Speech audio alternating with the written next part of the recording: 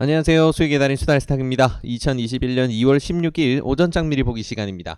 자, 편한 밤 되셨습니까? 증시도 어제 편안한 밤을 보냈네요.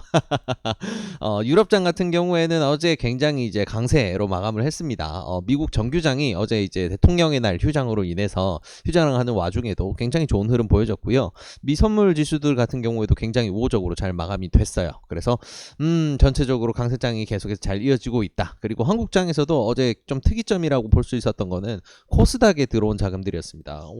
오랜만에 아침부터 해서 조금 아침 시작 지점에서 좀 파나 싶었던 외국인이 현물 시장에 굉장히 자금을 좀 많이 밀어 넣었어요. 코스피뿐만 아니고 코스닥에도 자금을 골고루 많이 배분을 하는 흐름을 보였는데 덕분에 오랜만에 1.8%대 멋진 상승을 하고 마감을 했습니다. 종가까지 상승률을 이만큼 잘 유지한 건 오랜만이네요. 맨날 올렸다 뺐다 해가지고 우리의 심장을 아프게 했었는데 굉장히 기분 좋은 마무리가 되었습니다. 자, 그래서 증시는 강세장을 잘 유지를 하고 있고요.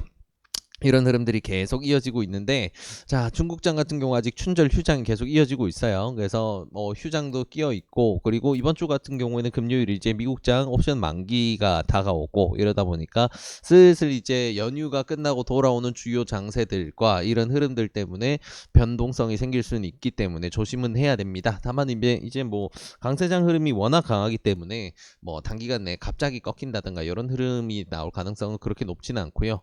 지금 현재 상황에서는 이 강세장을 조금 즐기는 분위기로 가면 될 것 같습니다. 그래서 지금 현재 상황에서는 뭐 스윙도 크게 부담 없이 할 수 있는 그런 흐름이다 보시면 좋을 것 같아요.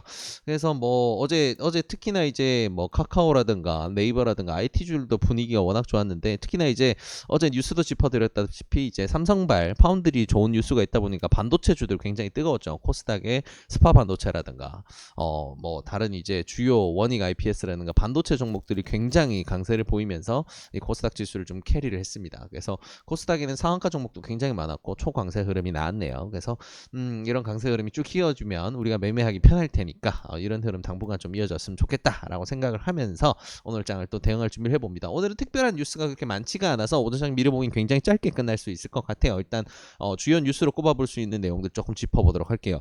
자, 일단은 원자재값 이슈입니다. 일단 국제유가가 어제 선물시장에서 실시간으로 보고 있긴 했었지만 오랜만에 이제 60불을 돌파를 했어요. 네, 그래서 코로나 사태 이후에는 최고치를 돌파를 해서 종가 기준으로도 60불 이상에서 마감을 하는 이제 초강세 흐름을 보였는데, 이게 원자재 값 상승이 무조건 좋지는 않아요. 왜 그러냐면 최근에 이제 계속 다루고 있었지만 식품값 이제 옥수수라든가 대두라든가 곡물 값이 기본적으로 너무 크게 상승을 해온 상황이었고, 거기에다가 우리 생활 물가를 결정짓는 이제 유가까지 이렇게 올라온다라는 거는 인플레이션이 굉장히 강하게 조장이 될 수 있는 환경이 조정이 되는 거거든요. 근데 이런 부분이 국제 유가 뭐 유가에만 그치는 게 아니고 지금 구리값 같은 경우에도 경기 회복 기대감이 더해지다 보니까 1년의 최고치를 기록을 하면서 정말 이제 좀 수직 상승에 가까울 정도로 가격이 상승을 하고 있어요. 그래서 이런 원자재 값이라든가 곡물, 기초 우리 생활 물가를 건들 수 있는 물가의 상승은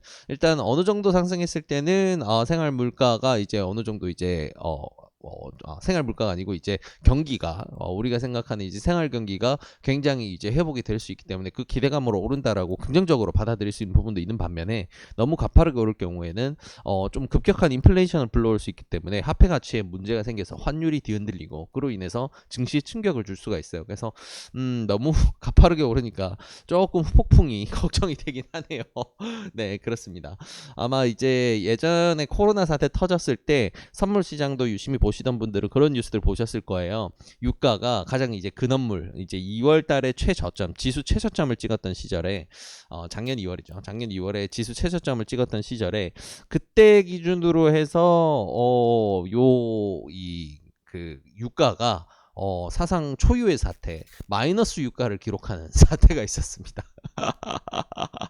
기름을 사면 돈을 얹어 드립니다. 기름을 사가시는 분에게 돈을 드립니다. 이런 사태가 되는 굉장히 엽기적인 사태가 있었었는데 마찬가지로 지금 이제 반대의 상황이죠. 경기 회복 기대감이 크다 보니까 가파르게 오른 이런 상황. 그래서 뭐 따지자면 뭐 1불부터 올라왔다고 생각해도 이거 뭐 60불까지 올라온 건데 60배가 오른 건데 어마어마하게 오른 거죠. 네. 그래서 변동성이 굉장히 크구나. 원자재 자산들의 흔들림이 경기의 흐름을 선반영하는 건 맞는데 이런 부분이 잘못된 트리거로 작용할 수 있으니까 이런 뉴스들은 지금 상황에서는 조금 조심해야 될 뉴스입니다. 모두가 다 환호하고 있는 상황이기 때문에 좀 조심해야 될 뉴스 이런 부분도 우리가 근원적인 문제로 조금 생각을 해봐야 된다. 이런 것들 좀 참고하시면 좋을 것 같습니다.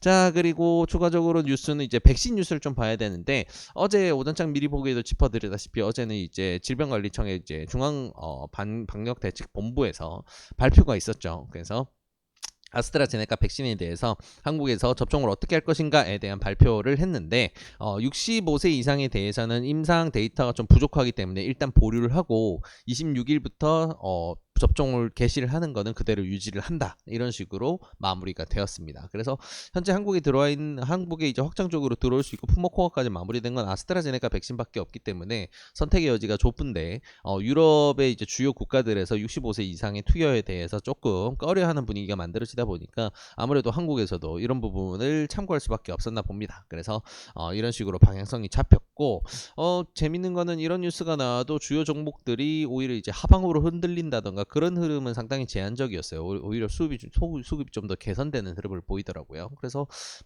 이거는 재료가 결국은 이제 투여를 한다, 접종이 개시가 된다라는 거에 무게를 두는지 아닌지 오늘까지 장을 지켜보면 수급 흐름이나 차트 흐름을 지켜보면 알 수가 있겠죠. 그래서 어제 같은 경우에는 이제 아스트라제네카 백신에 대해서 국내에서는 이런 가이드라인이 발표가 됐다라는 거 우리가 참고해야 될 부분이고요. 오늘 아침에는 WHO에서 이제 아스트라제네카의 백신에 대해서도 긴급 사용 승인을 내렸습니다.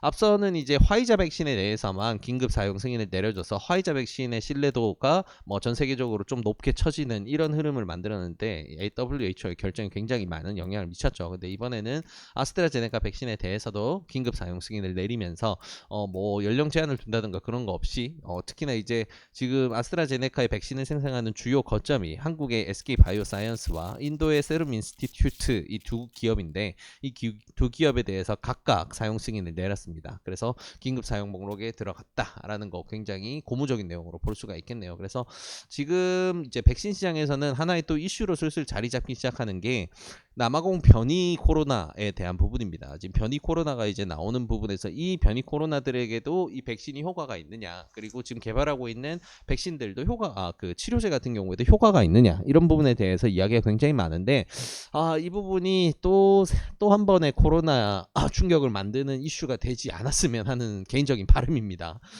굉장히 좀 아직까지는 이슈화 되고 있지 않은데 지금 뭐 일부 유럽 국가에서는 감염자 10명 중 1명이 변이 바이러스에 감염이 되어 있다라는 이런 이제 통계가 나오다 보니까 이게 또 하나의 시장의 트리거가 될 수 있는 여지도 남아 있어서 조금 걱정이 되는 부분이네요. 아무튼 지금 현재 우리가 이 남아공 변이 코로나를 제외하고는 코로나를 극복할 수 있는 가장 주요한 키워드라고 할 수 있는 백신에 대해서는 전 세계적으로 굉장히 이제 빠르게 절차가 진행이 되면서 노력이 기울여지고 있구나, 이런 흐름으로 가고 있구나, 이로 인해서 이해관계가 굉장히 복잡하게 지금 흘러가고 있구나라는 거 우리가 참고할 수 있는 부분입니다.